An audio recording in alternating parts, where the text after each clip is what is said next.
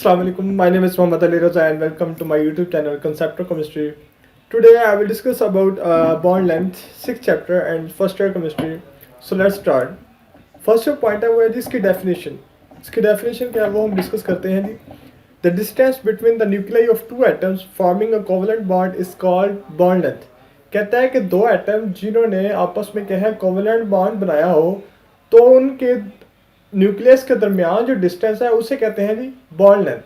कि जी let's suppose एक ये न्यूक्लियस है और एक ये न्यूक्लियस है और ये दोनों न्यूक्लियस के दरमियान जो डिस्टेंस है ना उसे कहते हैं जी बॉन्ड लेंथ. ठीक है जी. नेक्स्ट क्या है जी हाउ टू डिटरमाइन. कहता है कि इस बॉन्ड लेंथ को हम किस तरह डिटरमाइन कर सकते हैं. ठीक है. अच्छा इधर जो इम्पोर्टेंट पॉइंट भी है कि attractive forces are inversely proportional to bond length. जितनी अट्रैक्टिव फोर्सेस स्ट्रांग होंगी उतनी बॉन्ड लेंथ क्या है शॉर्टर होगी. जाहिर है अगर किसी चीज़ में जितनी ज़्यादा पावरफुल होगी उसमें डिस्टेंस उतना ही कम होगा, उतना ही बॉन्ड लेंथ कम होगी. अब जिस तरह पेरेंट्स के केस में देखें अगर उनकी ग्रिप अपने बच्चों पर ज़्यादा हो तो उनके बच्चे नज़दीक होते हैं वालिदैन के. अगर उनकी ग्रिप कम हो तो बच्चे जो है उनके मतलब कंट्रोल में नहीं आते.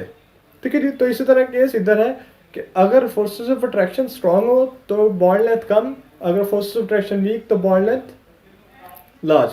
ठीक है जी. नेक्स्ट क्या है जी physical techniques. How to determine case में है ना किस तरह हम इसको डिटरमाइन कर सकते हैं. तो उसके लिए फिजिकल टेक्निक्स है. कौन कौन सी है जी. एक है जी इलेक्ट्रॉन डिफ्रैक्शन. ठीक है जी. इलेक्ट्रॉन को मतलब उसको फॉल करवाया जाए तो इलेक्ट्रॉन जो है डिफ्रैक्ट हो जाए. ठीक है जी. इलेक्ट्रॉन डिफ्रैक्शन टेक्निक है. एक एक्स-रे डिफ्रैक्शन है और उसके अलावा जो है जी स्पेक्ट्रल स्टडीज़. ठीक है जी. तो इनके ज़रिए से हम जो है ना बॉन्ड लेंथ को डिटरमाइन कर सकते हैं. इधर जो इम्पोर्टेंट पॉइंट है ये कि it is sometimes independent of nature of molecule but not always. कहते हैं कि कभी कभार ना समटाइम्स जो बॉन्ड लेंथ है ना वो सेम रहती है independent of nature of compound. मतलब जो भी कंपाउंड हो उसमें जो है बॉन्ड लेंथ सेम रहती है लेकिन ये एक रेयर चांसेस होते हैं. ठीक है जी. मोस्टली ऐसा नहीं होता.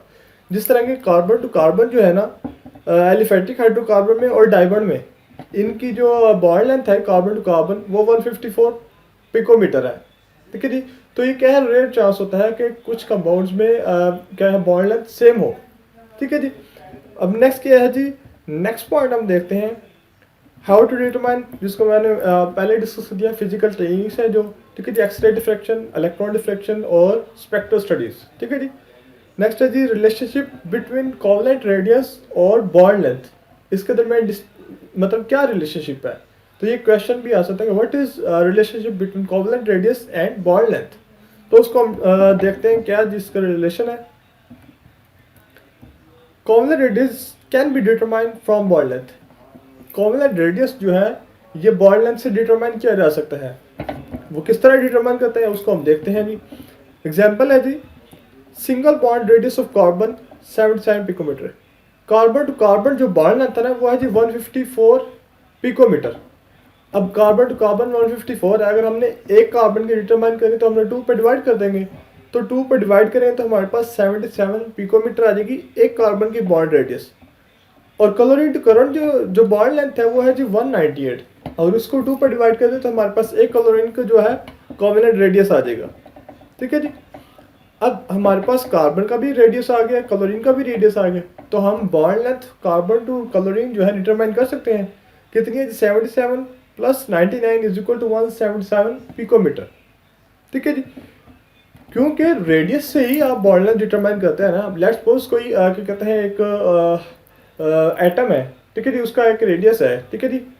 अब उनको जब आपस में मिलाएंगे तो एक न्यूक्लियस से दूसरे न्यूक्लियस के दरमियान जो डिस्टेंस होगा वही बॉन्ड लेंथ है ना. तो उसको एटॉमिक रेडियस से ही डिटरमाइन कर रहे हैं. तो यही ऐसा इधर ही ऐसा ही हो रहा है कि कार्बन का रेडियस हमने डिटरमाइन किया फिर हमने क्लोरीन का उन दोनों को हमने ऐड अप कर दिया है तो वो जो हमारे पास क्या आ जाएगी जी बॉन्ड लेंथ. ठीक है. It shows that bond radius are additive in nature.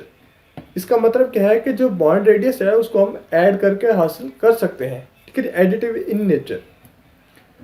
Next ये है जी फैक्टर्स कौन से इफेक्ट करते हैं बॉन्ड लेंथ को. वो कौन से हैं.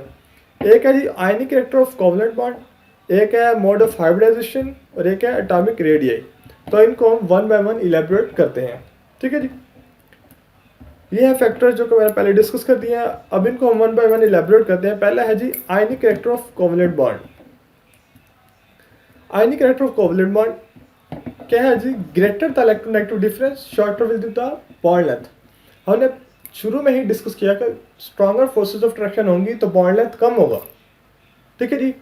तो अब स्ट्रॉन्गर फोर्सेस ऑफ अट्रैक्शन किस वजह से होती हैं? अगर इलेक्ट्रोनेगेटिव डिफरेंस ज़्यादा हो तो उसकी वजह से भी क्या है, स्ट्रॉन्गर फोर्सेस ऑफ अट्रैक्शन होती हैं।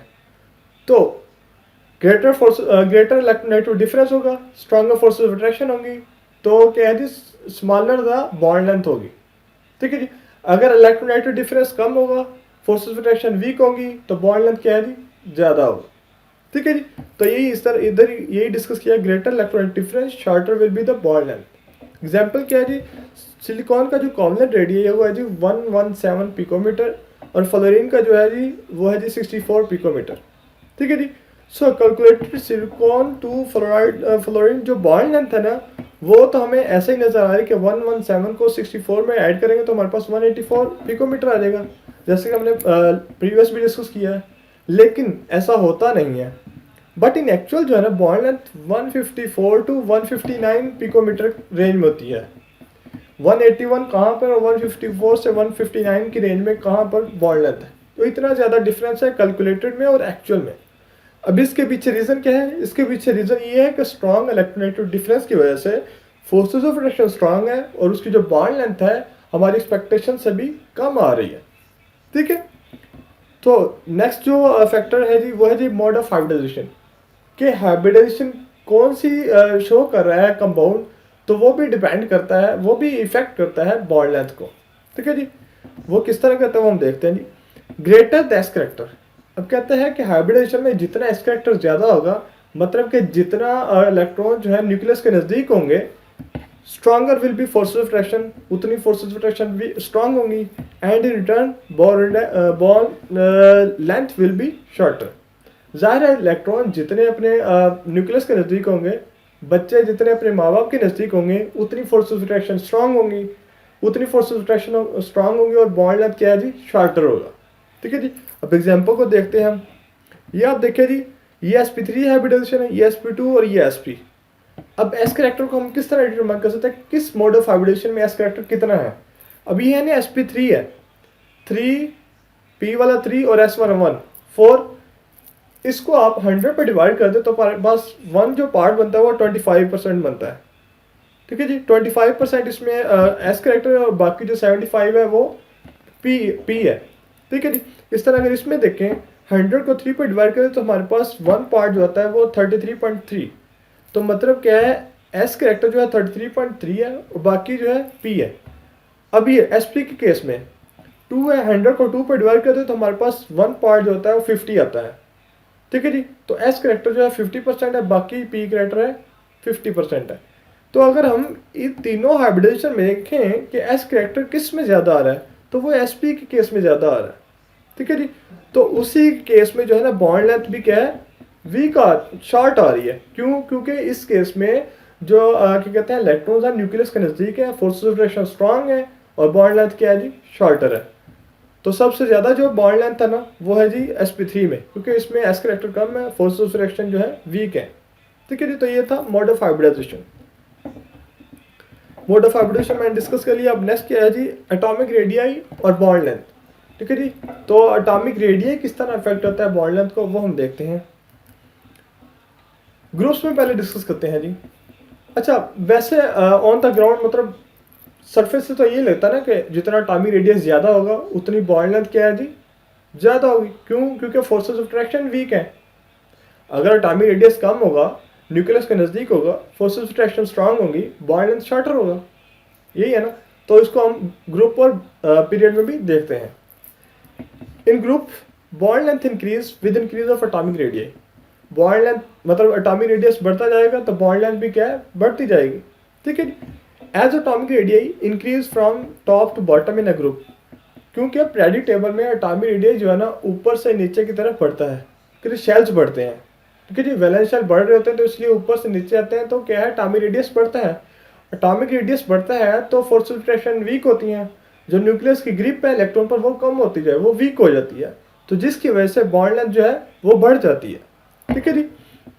नेक्स्ट एग्जाम्पल भी इसकी क्या है जी, जिस तरह सिलिकॉन जो बॉन्ड लेंथ था ना वो ग्रेटर है as compare to carbon bond length, जिस तरह के फोर्थ ए ग्रुप है। क्यों?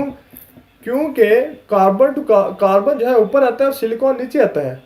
एटॉमिक रेडियस ऊपर से नीचे बढ़ता आ रहा है ना, बॉन्ड लेंथ भी बढ़ती आ रही है। तो कार्बन पहले आ रहा है तो मतलब उसकी बॉन्ड लेंथ कम है, और जो सिलिकॉन है वो बाद में आ रहा है तो उसके मतलब एटॉमिक रेडियस बड़ा है, उसकी जो बॉन्ड लेंथ है वो भी बड़ा होगा। ठीक है जी। अब नेक्स्ट क्या है जी, phosphorus to phosphorus greater than nitrogen to nitrogen fifth है। तो इस तरह केस क्या है जी, फास्फोरस टू फास्फोरस और नाइट्रोजन टू नाइट्रोजन। क्योंकि नाइट्रोजन जो है पहले आता है, फास्फोरस नीचे आता है, जिसकी वजह से उसका एटॉमिक रेडियस बढ़ जाता है एज कम्पेयर टू नाइट्रोजन, और इसलिए बॉन्ड लेंथ भी क्या उसकी ज़्यादा होती है। नेक्स्ट क्या है जी, in periods it decreases with decrease in atomic radius and increase in interactive forces from left to right impartible.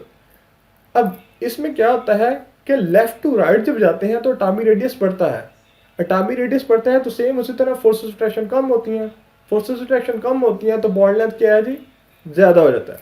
ठीक है। अब इसकी एग्जांपल क्या है जी, carbon to carbon bond length जो है ना is greater than nitrogen to nitrogen bond length. ठीक है जी। क्योंकि लेफ्ट टू राइट जो जाते हुए फोर्सेस ऑफ अट्रैक्शन जो एटॉमिक रेडियस क्या है जी बढ़ता है। ठीक है जी। तो कार्बन जो है बाद में आता है और नाइट्रोजन जो पहले आता है। ठीक है, लेफ्ट टू राइट कार्बन बाद में आता है तो उसका एटॉमिक रेडियस जो है ज़्यादा है और एज कम्पेयर टू नाइट्रोजन, तो इसलिए जो कार्बन है उसका जो बॉन्ड लेंथ है वो ज़्यादा है एज कम्पेयर टू नाइट्रोजन। ठीक है। तो ये था आज का बहुत ही इंपॉर्टेंट टॉपिक 6th चैप्टर का, फर्स्ट ईयर केमिस्ट्री का। So stay tuned and stay happy and subscribe my channel Concept of Chemistry, and if you have any questions regarding chemistry you can share it in the comment section, you will be answered inshallah. Thank you.